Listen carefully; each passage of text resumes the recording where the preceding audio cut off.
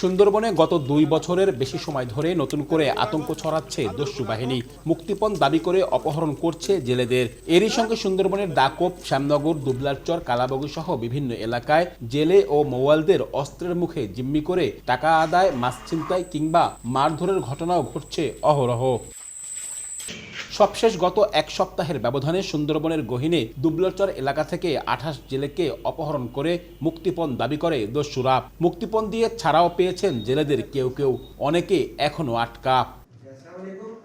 এমন বাস্তবতায় দ্রুত পদক্ষেপ নিতে বন বিভাগ এবং বন সংশ্লিষ্ট আইনশৃঙ্খলা বাহিনীর সঙ্গে খুলনায় মতবিনিময় সভা করেন বন, পরিবেশ ও জলবায়ু পরিবর্তন প্রতিমন্ত্রী শেখ ফরিদুল ইসলাম।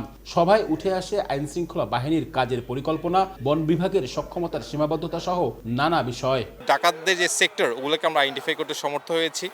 আমাদের এখন তাদের সুনির্দিষ্ট লোকেশন পাওয়া গেলে সেই যে দস্যুই হোক, যতই শক্তিশালী হোক, এটা খুবই নগণ্য। আমরা অত্যন্ত আশাবাদী নতুন মন্ত্রীকে নিয়ে এবং নতুন সরকারকে নিয়ে, সরকার বন পরিবেশ নিয়ে এবং সর্বোচ্চ অগ্রাধিকার দিয়ে কাজ করবেন, এটাই আমরা আশা করি। প্রতিমন্ত্রী জানান, দস্যু দমনে দ্রুত আরও বড় পরিসরে বিশেষ অভিযান পরিচালনা করা হবে। এটা নিয়ে আলাপ আলোচনা করে ওনাদেরকে একটা ফার্দার গাইডলাইন দিব, আর মিন টাইম আমাদের যে অপারেশন চলছে সেটাকে এক্সপিডাইট করা হবে। সংশ্লিষ্টদের তথ্য অনুযায়ী বর্তমানে সুন্দরবনে ৮ থেকে ১০টি বাহিনী দস্যুতা করছে। আব্দুল্লাহ আল মামুন রুবেল, সময় সংবাদ, খুলনা।